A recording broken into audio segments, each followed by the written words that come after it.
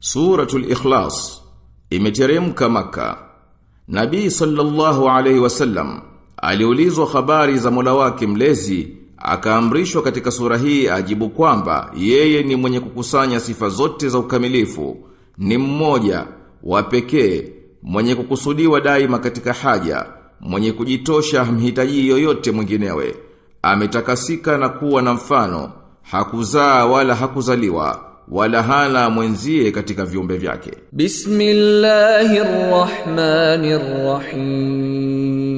Bismillahirrahmanirrahim. Kwa jina la Mwenyezi Mungu, mwingi wa rehma, mwenye kurehemu. Qul huwallahu ahad. Sema, yeye Mwenyezi Mungu ni wa pekee. Allahus samad. Mwenyezi Mungu mkusudiwa. Lam yalid wa lam yulad. Hakuzaa wala hakuzaliwa. Wa lam yakul lahu kufuwan ahad. Wala hana anayefanana naye hata mmoja.